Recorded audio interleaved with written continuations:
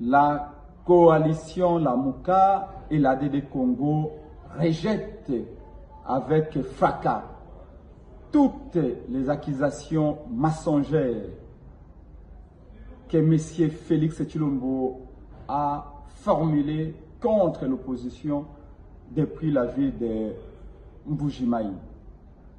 Lamuka prend le peuple congolais à témoin. Nous avons organisé plusieurs marches populaires dans tous les pays en soutien aux forces armées congolaises engagées au front. Lamuka a organisé, y compris en partenariat avec l'Église catholique, plusieurs manifestations pour dire non au génocide congolais. Nous avons enfin organisé plusieurs manifestations dans toutes les provinces contre la guerre d'agression que notre pays subit injustement de la part du Rwanda. Félix Tshisekedi, pour cacher son incapacité à protéger les Congolais, est en train d'accuser faussement l'opposition dans son opération de lavage des cerveaux et de manipulation des populations de Mbujimayi. Mais Félix a caché trois vérités implacables aux enfants de Mbujimayi.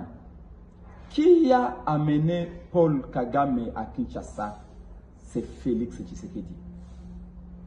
Qui y a entretenu de 2019 jusqu'en 2022 des relations d'amitié copain-copain avec Paul Kagame? C'est M. Félix Tshisekedi. Qui détourne l'argent des militaires engagés au front contre la guerre d'agression? C'est le régime de M. Félix Tshisekedi.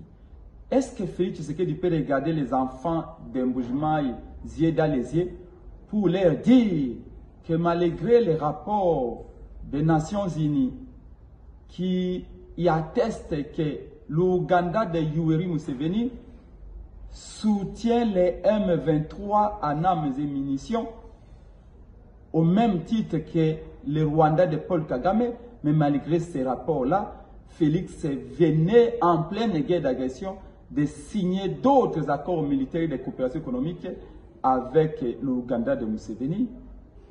Il n'y a pas de mauvaises troupes, dit-on.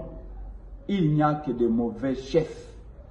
Celui qui crie au loup est en réalité celui qui l'a fait entrer dans la bergerie.